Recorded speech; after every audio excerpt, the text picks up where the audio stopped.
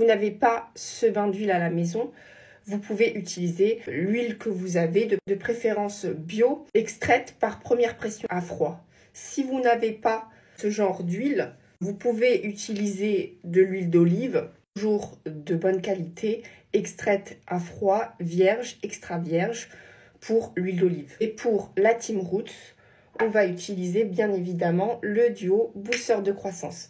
Si tu ne comptes pas faire ton bain d'huile aujourd'hui, tu peux retourner à la vidéo numéro 1 ou 2 pour faire ton massage de 5 minutes aujourd'hui et revenir à cette vidéo plus tard quand tu voudras faire ton bain d'huile. C'est parti, on commence par le booster de croissance. Pour une fois qu'il a rempli la pipette en entier,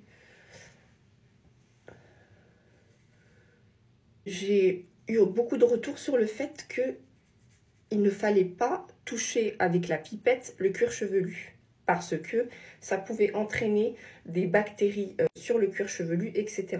Alors que je ne suis pas tout à fait de cet avis parce que, bon, sur le cuir chevelu, on a un microbiome qui permet de réguler le sébum, qui permet de protéger le cuir chevelu, etc. Donc, ce microbiome, il est bon, il est sain pour le cuir chevelu. Si toutefois, on a des champignons, des bactéries qui ne sont pas bonnes, donc de mauvaises bactéries, dans ce cas-là, évidemment qu'il ne faut pas toucher avec la pipette le cuir chevelu. Mais si vous avez un microbiome sain, c'est tout à fait normal qu'il y ait sur le cuir chevelu des levures, des bactéries, mais elles sont bonnes et heureusement qu'elles sont là parce que sinon, on n'aurait pas de cheveux sur la tête. Donc, le fait de toucher avec la pipette ne va pas créer dans le sérum d'autres proliférations de bactéries parce que pour qu'il y ait prolifération de bactéries, il faut absolument qu'il y ait de l'eau et de l'air. Dans le cas de l'huile, il n'y a absolument pas de possibilité pour la bactérie de vivre et de se proliférer.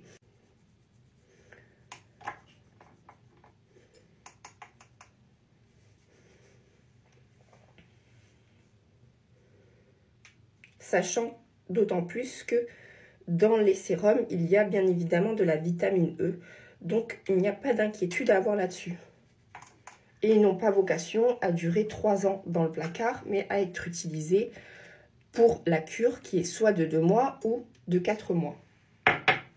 Donc là, je mets... Après, vous faites comme vous voulez. Hein. Si vous ne voulez pas toucher votre cuir chevelu, ne touchez pas votre cuir chevelu. Moi, je touche bien comme il faut mon cuir chevelu pour bien rester collé. C'est bien pour cela d'ailleurs qu'il y a une pipette pour qu'on soit bien, pour qu'on sache exactement où est-ce qu'on met notre huile. Donc là, je mets le booster de croissance. J'en mets partout sur le cuir chevelu. Et une fois que j'en ai mis partout, j'essaye de diffuser un petit peu partout sur le cuir chevelu. Quand j'ai fait ça, je viens rajouter le booster de croissance.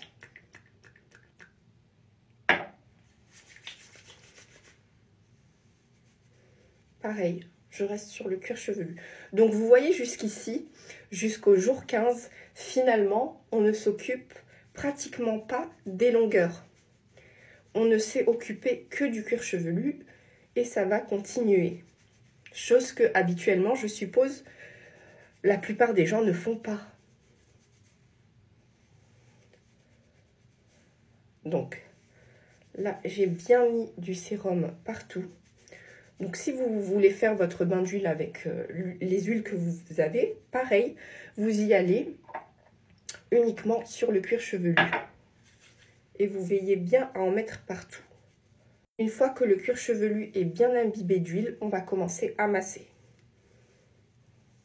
Toujours pareil.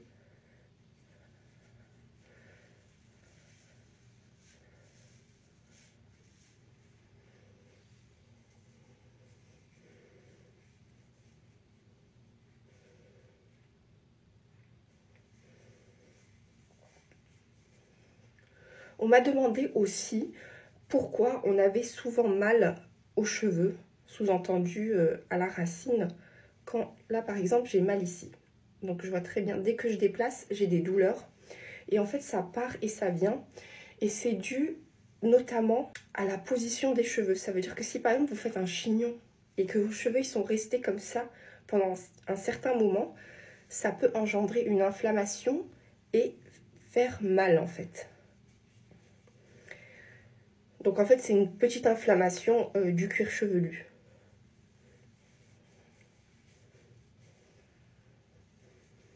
Après, il y a d'autres maladies qui sont un peu plus graves, mais bon, on n'en est pas là. Généralement, quand c'est grave, ça se voit, il y a des rougeurs, il y a des comme des boutons, des choses comme ça.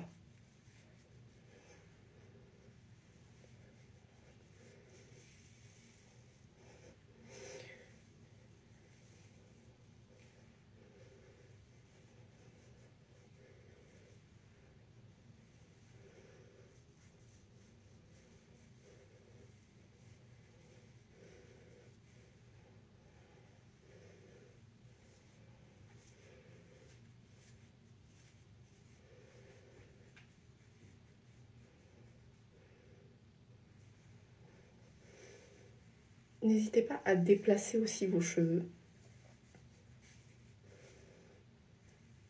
Qu'ils ne soient pas toujours dans la même position.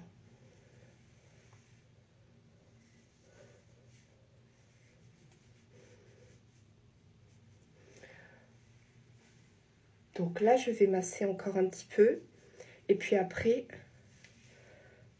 je vais masser avec aussi la brosse massante. Donc toutes les techniques que je vous donne durant ce mois, vous pourrez le faire en même temps au moment de votre bain d'huile. Ça veut dire que vous pouvez faire la méthode de l'inversion, puis après masser avec la brosse. Vous pouvez faire la méthode de massage par pression. Tout ça au même moment pendant 5-10 minutes.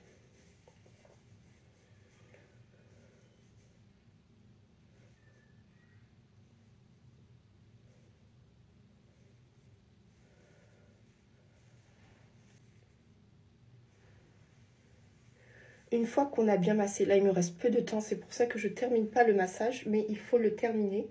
Je vais rajouter une goutte d'huile, une goutte, sur les longueurs.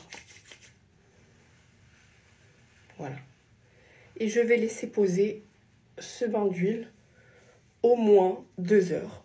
Et puis après, j'irai laver mes cheveux. Je vous montrerai en story, parce que je fais quotidiennement les vidéos. Je ne les ai pas préparées en avance.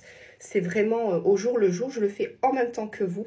Donc, je vous montrerai en story le résultat du bain d'huile. Et je vous dis à demain pour le jour numéro 6.